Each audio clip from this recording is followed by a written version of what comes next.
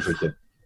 I si fos qüestió d'estalviar més o menys, si m'hi estalviar més estalviar cada vegada. Però tradicions cristianes que provenen també d'altres bandes. Com, per exemple, les posades, que són molt típiques d'aquí, són la representació de la demanda d'asil, de lloc per dormir de la Sagrada Família, de Sant Josep, de la Verge i del Nen. Llavors es fa una escenificació d'aquest moment, amb unes espelmes, es canta una cançoneta típica d'aquesta època.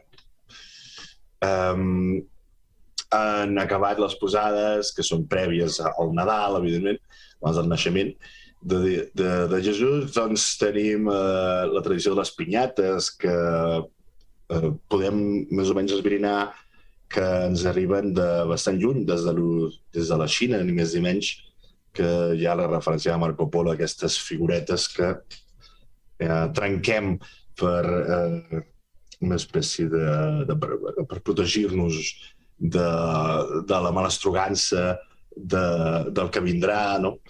I és la tradició de les pinyata que arriba a Mèxic i els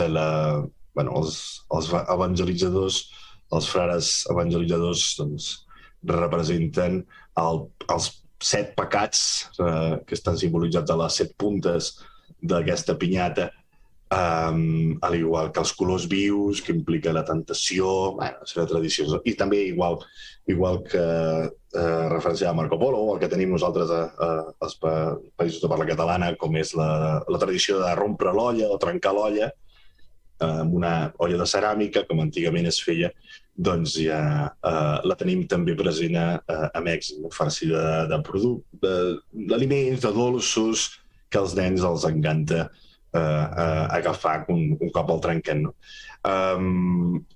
La pinyata, la tradicional és aquesta, de coloraines, amb aquestes puntes, aquests guarniments penjant, aquestes vetes de colors.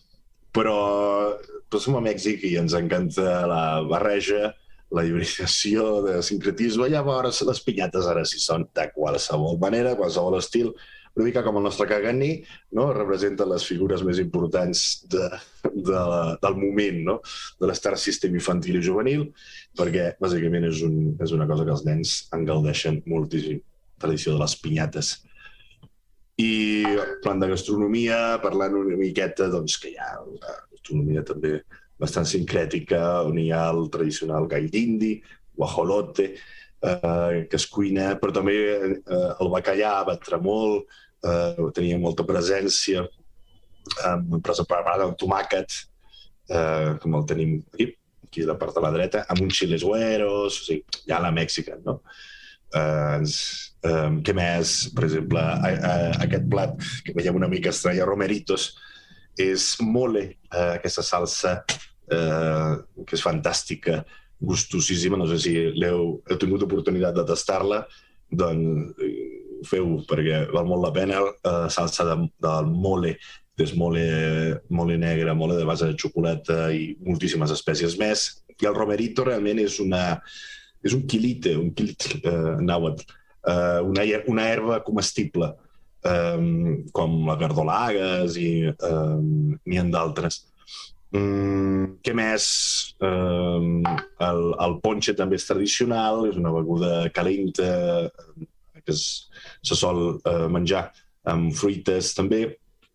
Són una mica llom de porc, tortitas de camarón i chile relleno, que són clàssics també. I d'altra banda, ja per l'any que ve, però bé, encadenant igual a tradicions religioses, ens trobem amb el 6 de desembre, que també fem el tortill de Reis, que li diem roscón de Reyes, sol tenir fruites confitades i aquestes figuretes petites blanques que se sol servir amb xocolata i tal, i un xocolata originari d'aquí, més líquid que el que tenim allà a Catalunya, i aquestes figuretes blanques que estan per aquí penjant, doncs són el Niño Dios, que es fiquen diverses figures del Niño Dios al tortell de Reis, igual que nosaltres fiquem la figura del rei, però en lloc de coronar-te rei del dia, de la jornada, no? Que és la tradició que ve dels romans, doncs tenim entès, si t'apareix la figureta, aleshores, el 2 de febrer, l'última data que clou, diguéssim, aquesta etapa de festivitats i tradicions nadalenques, serà el dia de la Candelària, el dia 2 de febrer, on tradicionalment els amics, les famílies es reuneixen per menjar tamales, que és aquesta base de blat de moro, pràcticament és la base de la cuina mexicana. Aquest blat de moro que pot estar farcit de diverses coses, de guajolote, de camaró, de mole, hi ha de dolços també.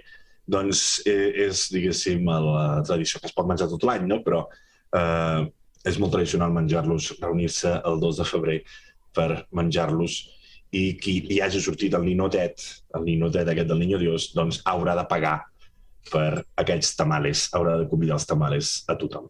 Llavors, no és tan bona idea que et surti el Niño Dios. Millor fresa satànic. Ja, fins aquí.